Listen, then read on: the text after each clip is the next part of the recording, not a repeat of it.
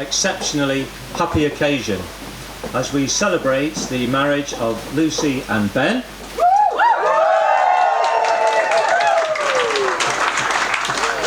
And we can now truly welcome them as Mr. and Mrs. Wooding.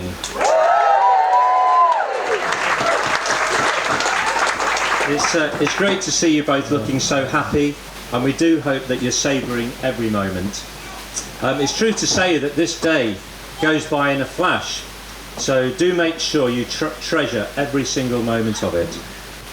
And especially warm welcome to Ben's family and friends.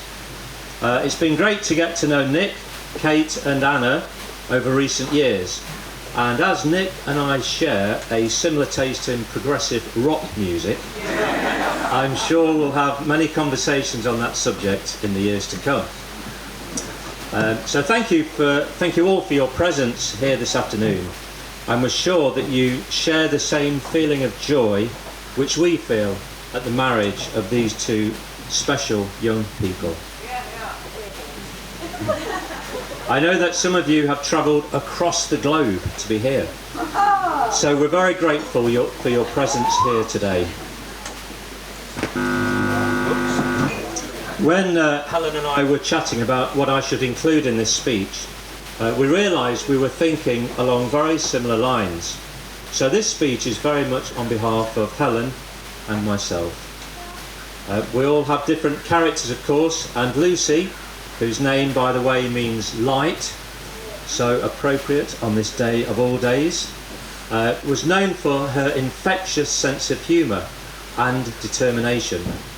As a toddler, I think she worked out that she could make people laugh, so she used to make up her own jokes. I recall that Lucy's cousin James, sitting over there, especially enjoyed her made-up joke about the person drinking a bottle of Coke which had a wasp in it. James remembers that one. Also, she developed a way of speaking which she knew would make us all laugh. And I know that many members of the family enjoyed hearing this. And I've not included this in my speech, but if you want to ask Lucy afterwards how she used to do this strange way of speaking, I'm sure she'll do it for you. As regards her determination, a couple of memories stand out. Lucy, when she was young, liked the easy life somewhat. So when we went out for a walk, it wasn't long before Lucy decided that she'd had enough, and I ended up giving her a ride on my shoulders. Yes, I remember. On Helen's side of the family, who can ever forget that time when we went for a walk in the countryside around Thorpe Selvin, and when in some woods, Lucy decided that she'd had enough of walking, and no amount of persuasion would make her change her mind, even with everyone, including Helen and I, walking off and leaving her alone in the woods. Of course, I didn't take my eyes off her for a moment and hid behind a bush, hoping she'd come running to catch up with everyone. But after some considerable length of time, I gave up, went back and hoisted Lucy on my shoulders, and we continued the walk. Another example of her determination was when she decided she would go to Africa on her own to do some charity work in Tanzania, stopping off along the way to catch a taxi across the island of Zanzibar to learn scuba diving. I'm glad that it wasn't until she arrived back in England that she told me that when she arrived in Tanzania, a cash point had swallowed her bank card and she had no spare money. That's a story I'll leave Lucy to tell you. So Lucy has a solid determination about her, and when she sets her mind on something, she keeps on going. Ben, take heed. So Ben, we're very pleased to welcome you into our family, as we know that similarly Lucy has been welcomed into the Wooding family, and we look forward to spending time with you both in the years to come. It's especially good for me that both my sons-in-law, Ben and Dom, are keen followers of sport, and I'm sure there'll be plenty of banter in the years to come. especially as Ben supports Liverpool and Dom supports Everton. I suspect that the name of Liverpool may just come up later on this evening, given the match taking place tonight. Now, it would be remiss of me not to tell you all how the announcement of the engagement came about.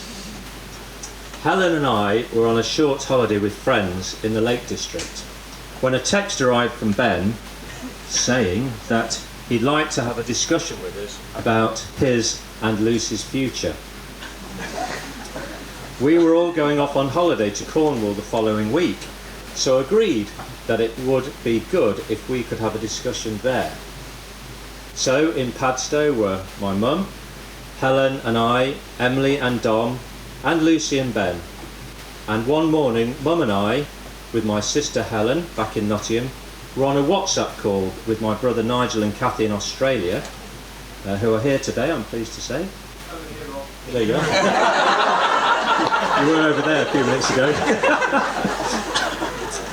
My Helen popped her head round the door and said that Ben wanted to have the discussion with us. So I left the call and found out that as Lucy was in the shower, Ben had seen a window of opportunity to sit with Helen and me to tell us how he felt about Lucy and could he have our permission to ask for her hand in marriage. Now, I prepared a few searching questions beforehand. Wanted to make Ben work a bit, but Ben pretty much covered off all my questions in his speech to us. So that evening, Lucy and Ben appeared in the kitchen with Lucy proudly wearing an engagement ring on her finger, which Ben had bought in secret. Suffice to say that we had a wonderful celebration that evening, drinking the champagne which we conveniently brought along to the holiday, assuming the outcome of Ben's discussion with us. So this is an immensely happy day for all of us who are here to share this day with you both. You look radiant and happy as you set off on the great adventure of marriage together. We are delighted too that both of you share the same Christian faith, and we're sure that that faith will be the solid foundation of your lives together in the coming years. So to finish, this is a very great day for two very special young people. I'm sure they enter their married life with all our best wishes for a happy and successful life together.